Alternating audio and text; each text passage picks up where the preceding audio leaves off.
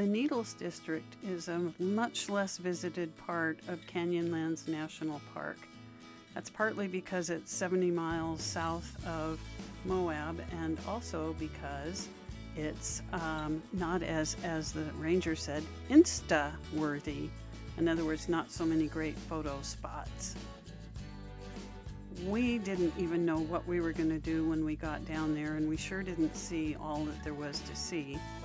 For example, we never saw the formation called the Needles, but the nice ranger did send us off on this dirt trail that was supposed to take us to the Colorado River overlook.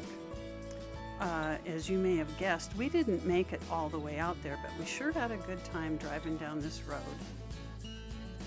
Like many roads, this one can make you stop to think, what the hell am I going to do if somebody's coming head on? But every time something like that's happened, we've figured out a way around it, so I decided to stop worrying about that. Instead, I decided to focus on the amazing scenery and the fun challenges of the off-road adventure. Now, to be honest, I really think we could have done this whole thing so far in a regular high-clearance two-wheel drive vehicle. I don't know if we even put it into four-wheel drive until the very end of the road, which for us really was the end of the road. But it was fun to watch Fred bounce up and down this hill.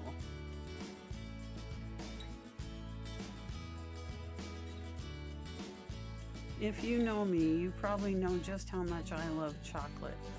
So you can imagine what I think of when I look around and see some of these really dark rock formations. I'm in love. This is as close as we got to the end of the trail for the overlook, partly because it was getting more tricky to control our vehicle, and more importantly because the guy in front of us decided to give up and turn around. So that's the look as far as we got. There was a lot of driving on this trip. This little section of road was particularly amusing because at one point you actually had arrows pointing in two opposite directions at the same time. You probably missed it, so I did a little screen grab here so you can get a look. There you go, pretty cool.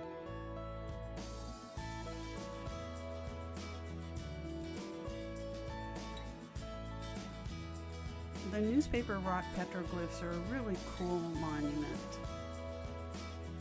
It's called newspaper rock because there's an assumption that these drawings were messages to one another.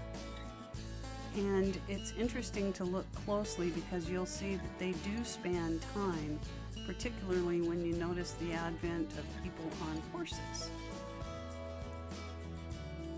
If you look in the middle of this image, I think you'll see what appears to be a guy on a horse.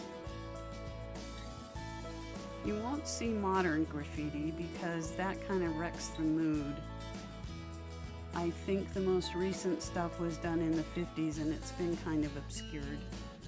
Also on our way down, I just forced Fred to stop at this marvelous tourist attraction. It was originally a cave where people lived because they outgrew their house. Today, it's got all the good stuff. And right after that, we saw this beautiful arch called Wilson Arch.